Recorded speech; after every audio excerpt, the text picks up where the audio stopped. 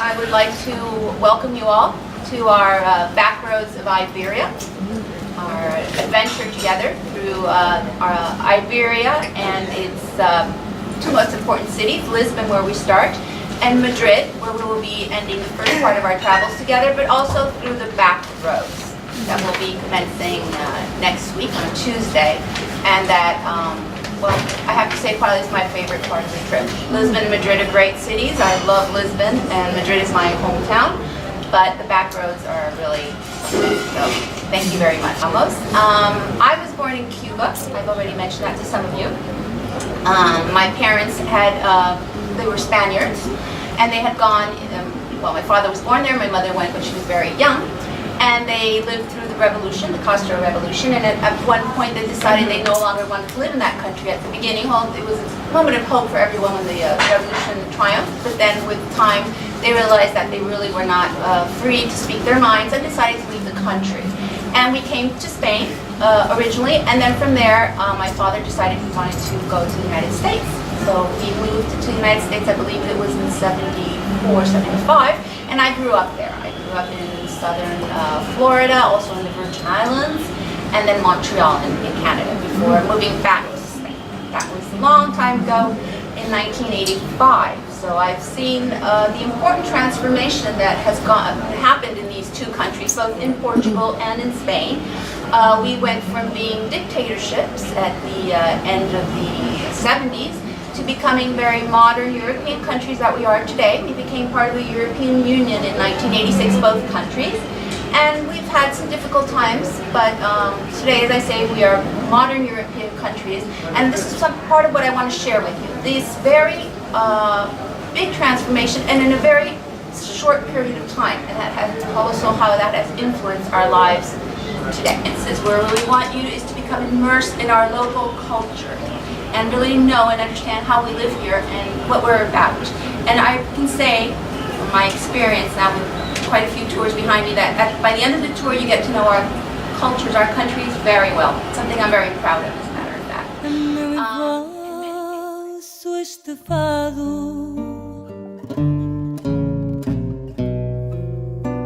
Destino que nos amarra, por mais que seja negado, às cordas de uma guitarra.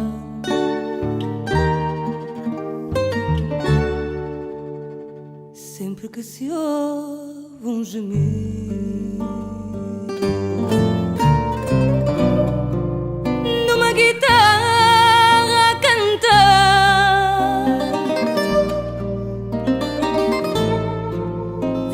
algo perdido, com vontade de chorar.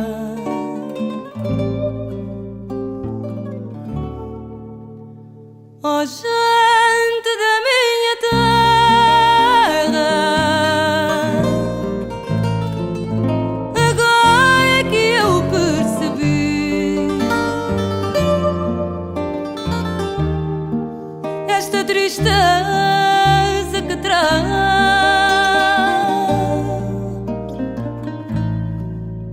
Foi de vós que a recebi.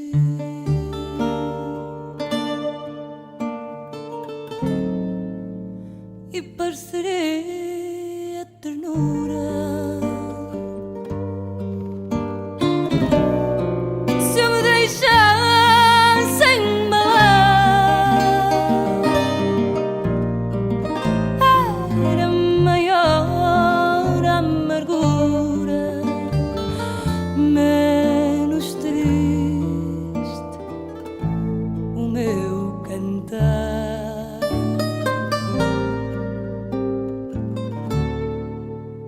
Oh, gente da minha terra,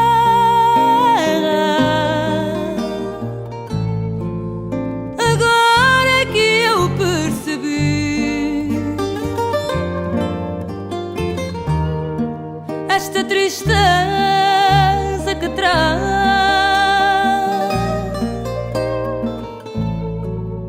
Foi de vós que a recebi.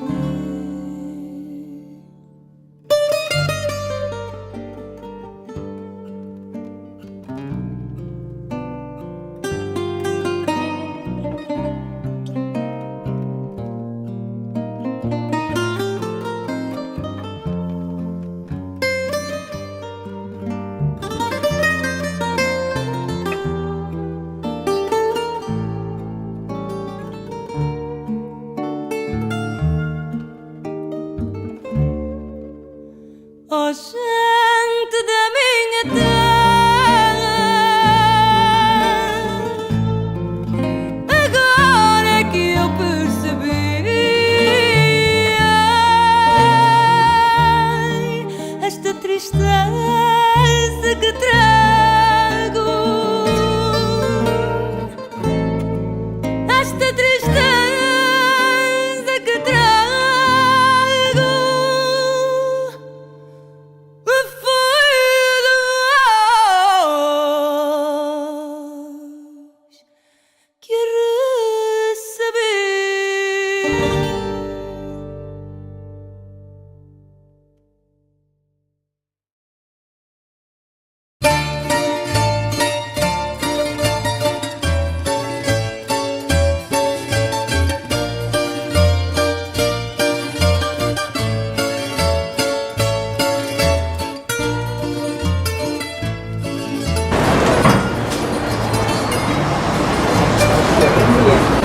There's another 3 elevators around town that basically, it's a very short ride up. It's not even, it's like 3 minutes up.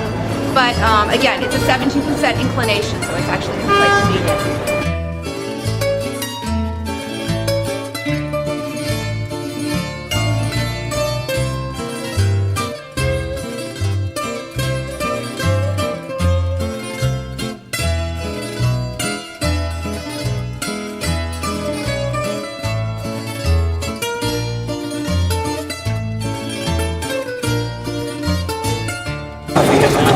Well, we'll catch you in that minute.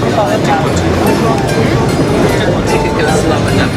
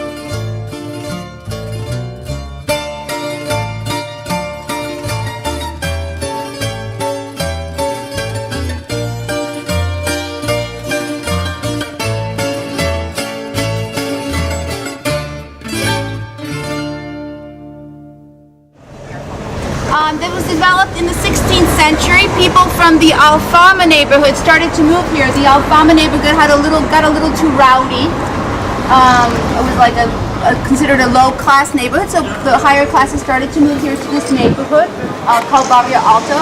Today it's a popular neighborhood as well. Basically, older people live here. They are cool in summer, but they're cold in winter. A lot of them don't have heating. They have, in some cases, best cases, they have washing machines, but no dryers. That's the reason you can start to see clotheslines around and some clothes hanging. So it's a beautiful neighborhood with a lot of personality. You can start to see the beautiful tile facades that Portugal is famous for. A very inexpensive way of building, actually. Very easy to maintain and very beautiful. Also the iron rock balconies. You can see it's still run down, really. I mentioned today earlier how Lisbon was starting to wash its face. A lot of the older buildings are starting to be renovated, but there's still a lot of work to be done. And part of this is due because of the economical difficulties, of course, the country has gone through.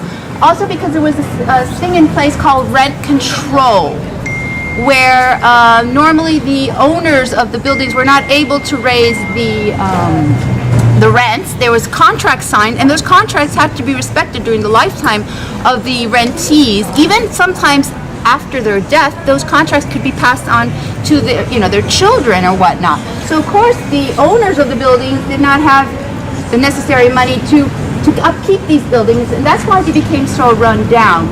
So when Portugal was bailed out by the EU in 2011, the EU required that they find a solution to this problem. And so they started helping these lower income elderlies, subsidizing them so they could afford to pay higher rents, and also helping the owners to fix up their property. He was asking where we're going to have dinner. We're going to be having dinner at Sofia La Loca. Sofia La Loca, I'll translate it as Crazy Sofia, or Sofia the Mad. La Loca. La Loca. La Loca. So as I told you, we're going to be having our first tasting of local cuisine. It's all going to be petiscos. We're also going to be having sangria wine. Sangria. So that'll be. And the name of Sofia La Loca comes from this woman who was the one that founded the place. Her name, and I have to read it because it's so long, her name was Sofia Isabel Alvarez Benitez Vega Almeida da Costa e Silva de la Roca. That was Sofia the Mad. And Sofia was born on the border between Spain and Portugal. And what she did with her family was smuggle Iberian hams over the border. And she was a very good smuggler, but she wasn't a very good saleswoman. So she dropped that business, came to Lisbon, and set up a place where it was crazy partying, delicious food, and this is the place that she founded. And all of a sudden one day she disappeared, and all she left behind her was a cookbook. Okay.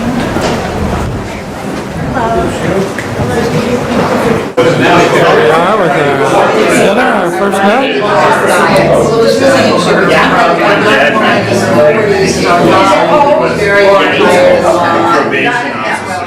So we have the octopus now that kind of boiled, or I want to take a picture of it before I cut it up. this is mashed potatoes and the pork cheeks. Pork cheeks. Yeah.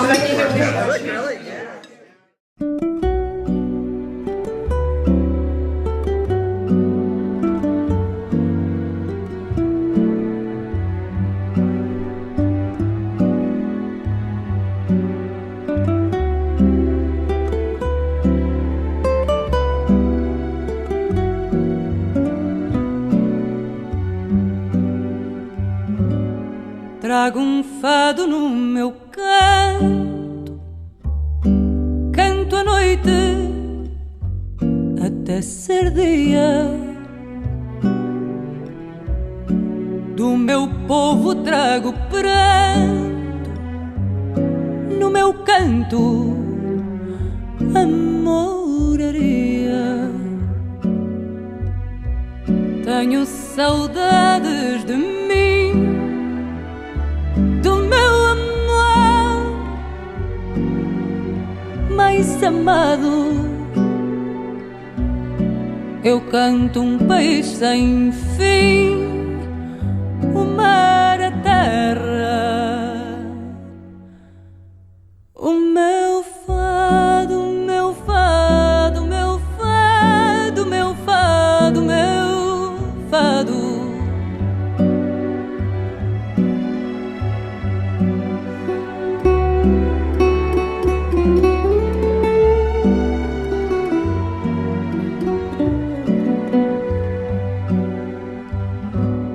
de mim só me falto eu, Senhora da minha vida.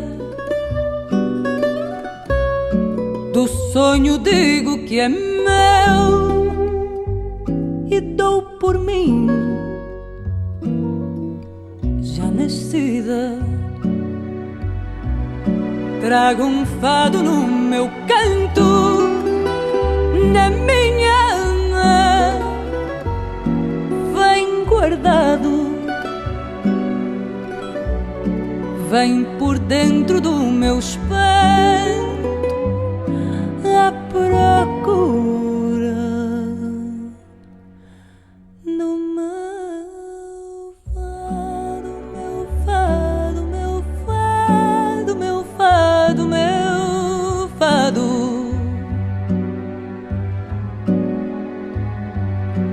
Meu fado, meu fado, meu fado, meu fado, meu fado.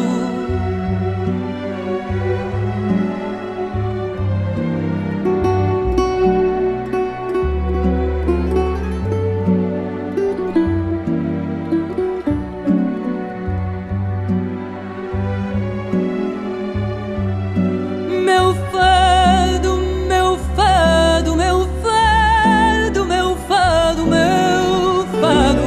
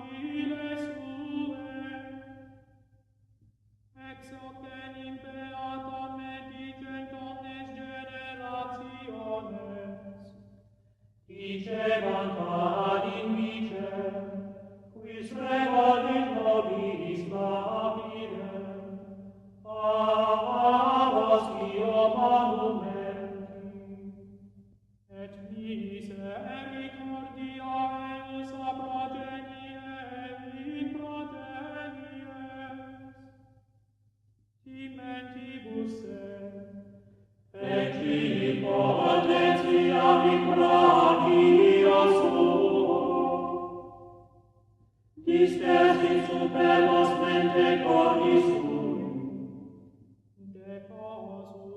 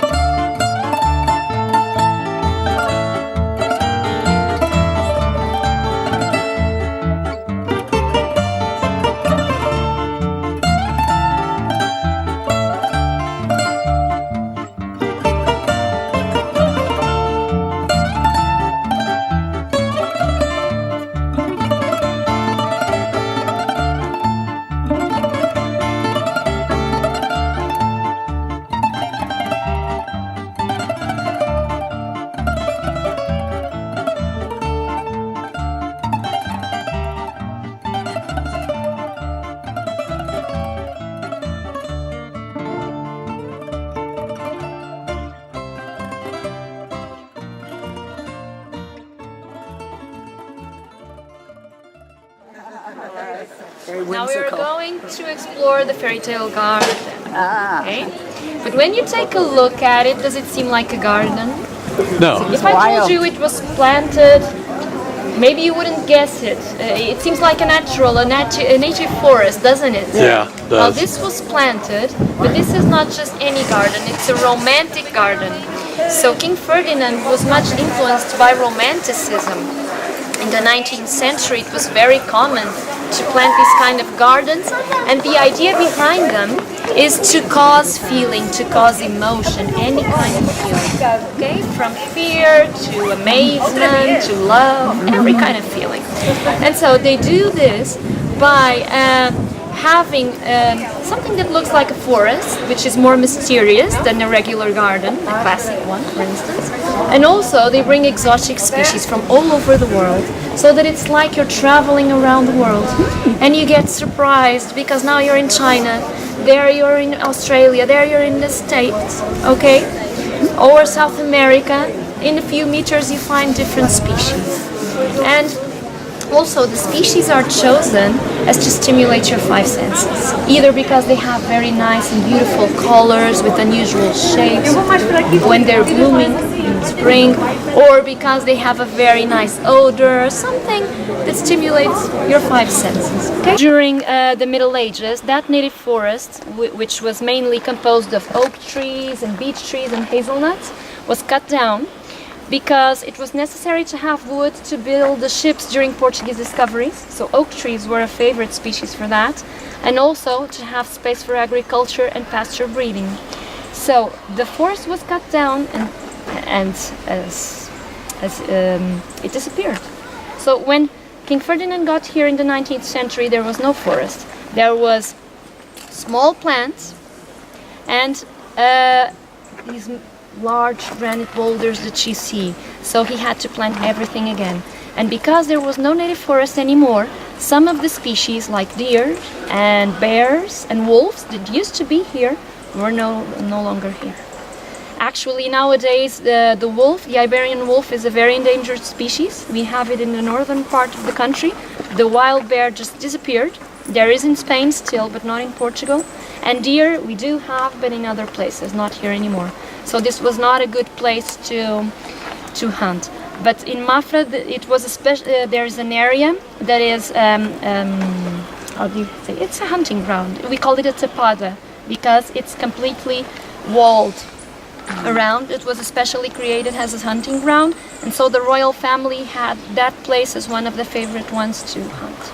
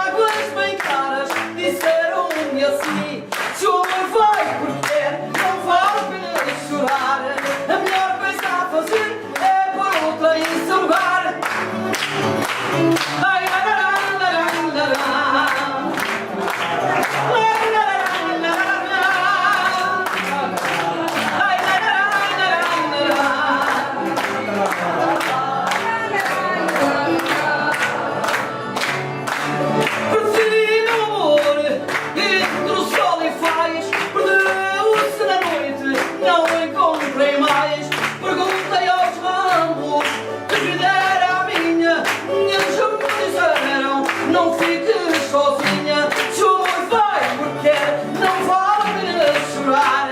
A melhor coisa a fazer é pôr outra em seu lugar.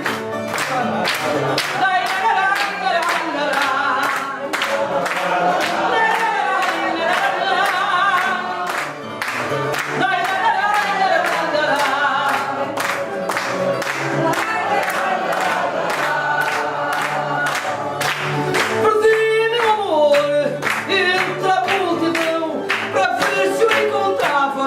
Fui de mão em mão, toda a gente olhava, todos já me entendiam e as bocas fechadas assim me diziam: se o amor vai porque não vale a pena chorar.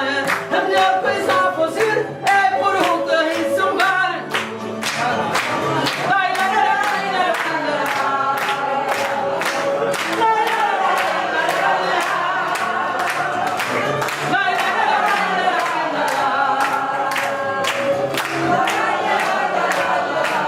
Se o amor vai porque não vale a pena chorar. A melhor coisa a fazer é pôr outra em seu lugar. Se o amor vai porque não vale a pena chorar. A melhor coisa a fazer é pôr outra em seu lugar.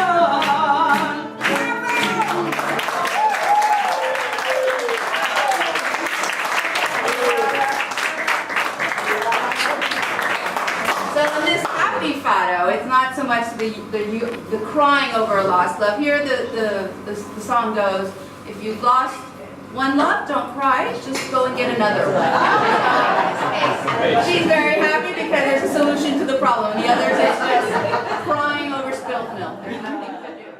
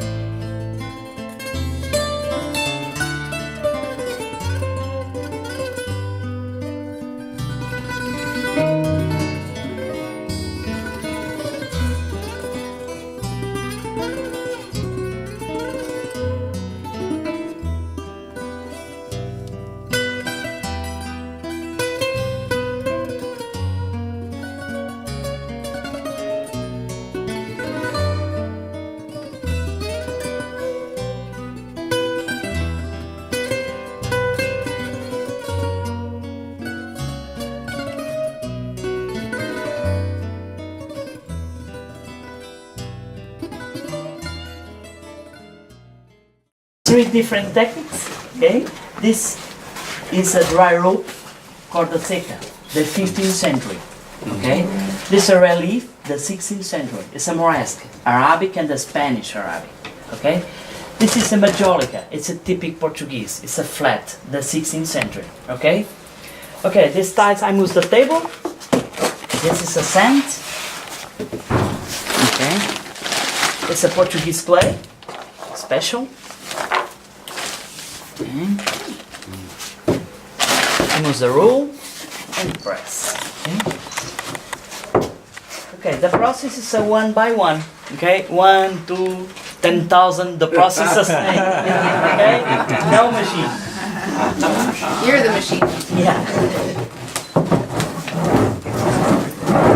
Okay. Remove the mold. Uniform. Yeah. Okay, this is a stick. Okay, stick. Yeah. This is the thickness. Yeah. Thickness. Okay, the size is a 14 by 14 centimeters. Okay, and curved a 16 by 16 centimeters. And put the dry will the shrink. Okay.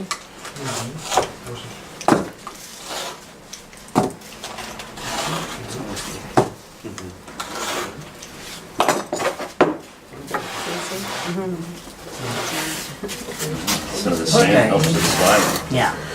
Okay, and put the dry. The winter 2 or 3 months, and the summer 2 or 3 weeks. Depend weather and humidity. Okay. So it dries just sitting out, not in an the oven. natural. Yeah. And resolve this. Okay. It's a shrink. Okay. Okay. The dry and put the first time the oven. The 0 at 1030 degrees. 18 hours, okay?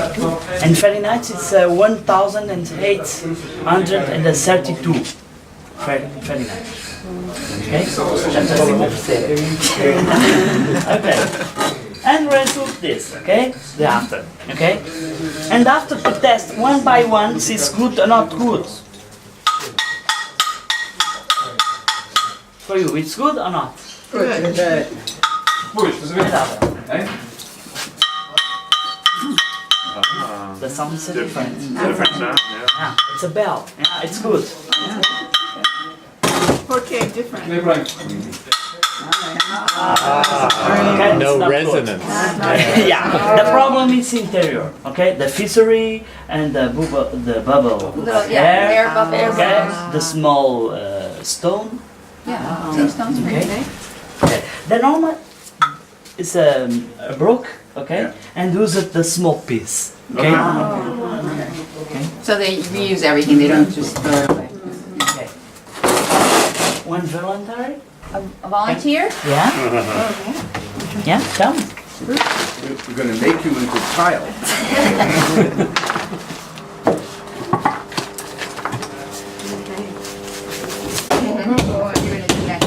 I'm not that one.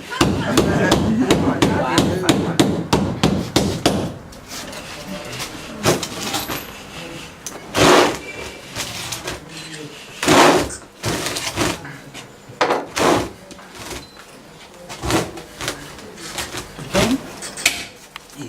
See, Okay. pattern in it. Okay. The process is the same. It's a dry and oven and paint. Okay. Okay. The dry rope I use the same types the majority. It's a flat. Okay. Don't relieve. Okay. The first they cut the design, and the black line I use the brush and put the mix, the manganese oxide and the natural oil. Okay. And paint the line. Okay. The oil separate the clothes, don't change. It's an Arabic technique. The paint and the second time the oven, 6 and 8 hours and 1000 degrees and resolve this. Okay? The green is a copper oxide. The iron, cobalt and the magnesium. Okay? If you were to make a mistake, what they would do is to let it dry and then they Scrape it off. yeah, they scrape it off. In India, there was a little.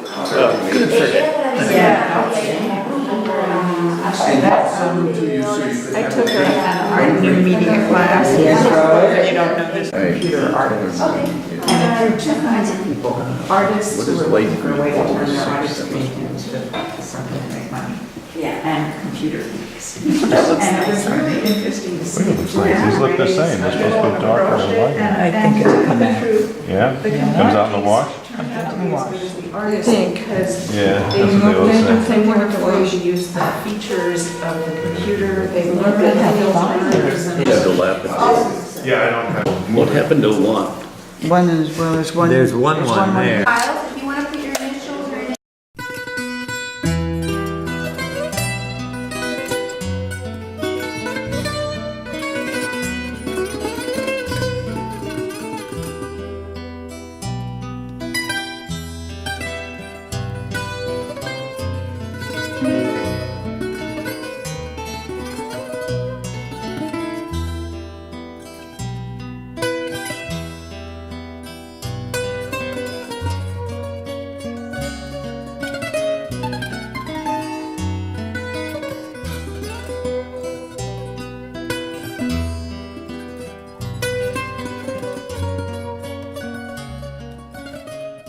in, you saw our olive trees. And some of those are well over 2,000 years old. And here on the farm and the other buildings over there was the big olive press. And all the district used to bring all their olives here in November for pressing. But sadly, you know, the trees are sort of, you know, it's hard labor intensive and the trees are probably old. And in the 70s, that was the end of people coming with their olives. But however, we have a man called Hannibal. And he was arriving again in November, as he usually does, with 5 generations of his family. And they make a huge picnic under the olive trees and they pick the olives. And if you were here, which sadly you won't be, but I hope I do have a group while they're picking, they will make you sit down beside them and try their little bit of their stew or their bread or their cheese or their wine. They love it when we have people here.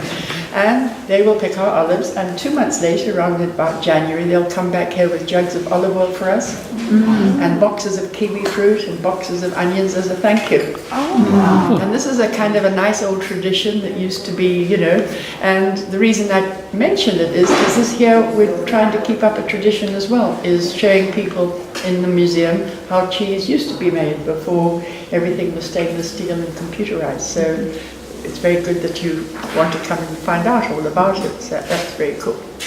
Let's break it into 3 rough bits. Theodore needs You have another little ring. Let's break it into 3. There you go. And get hold of the first one and put it up in your hand and think of it as spinach. I want all the air and liquid out of it. Because if we were doing the 26-day cheese, we don't want any air or create the wrong kind of bacteria. Cheese has a natural bacteria as it's working, and if anything comes in except for this, that's good. Now push it very firmly down to the bottom, flat as you can. And Around the edges. there you go, and then once that's in, you can start on your second piece. So they all become one. It all becomes one. So we just do it in 3 to make absolutely sure that it's... That's good. So we can push the next bit in. You can have spinach or mud pies or sniffles. Well done. You now have an extra bonus. When you put your cheese down and you feel your hands, they'll be as soft as baby's rocking. There you go.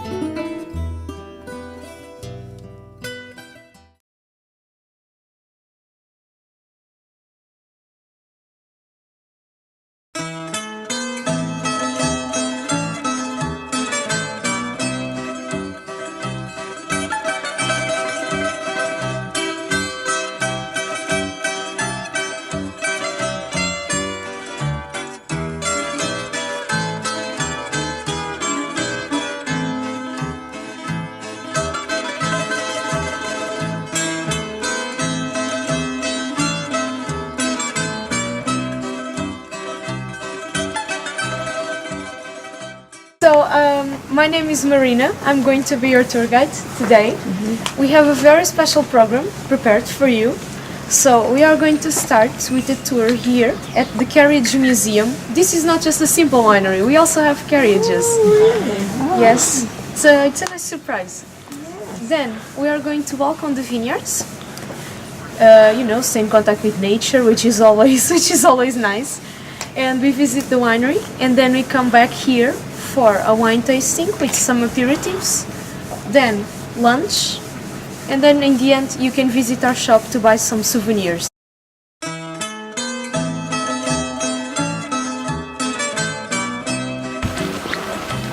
Walking through the vineyard down towards the winery.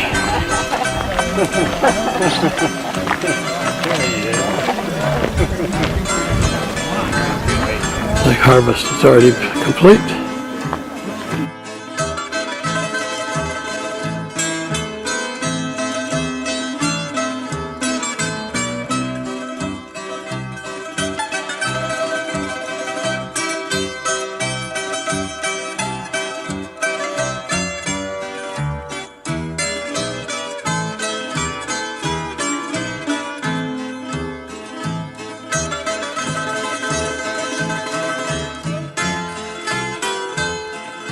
For example, you have here some bread. You also have olives from our trees, sheep cheese. You also have curd cheese in here.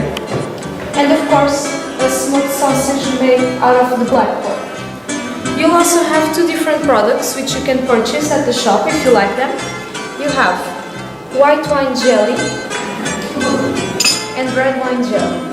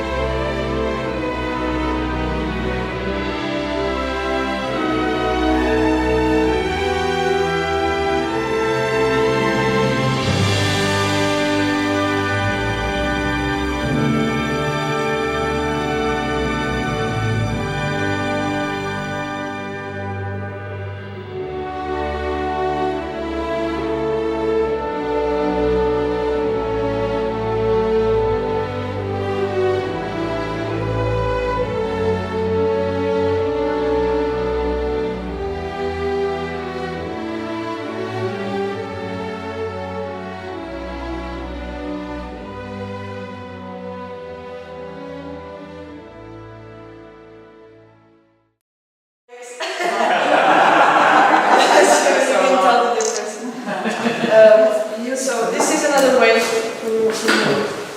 that we can wear our capes. This is another way that shows our badge. So we are only allowed to start wearing the suits in our second year in the university, after the 1st of November, because it's the day of the university and it's a day that we have many traditions that happen in that day. And the badges are we are only allowed to put them on in our third year. So you can tell the difference of the students from the first year, the second, and the fourth. And what are the badges? And this tells, they have a story. They are offered by our friends and family. So they tell a little bit of us in our capes. And it's supposed to represent the ones that are dear to us in our capes. I gave her this one. She's the one. Some of them that tell us. Yes, Madeleine is my goddaughter. So she offered this. It says godmother of the bad life.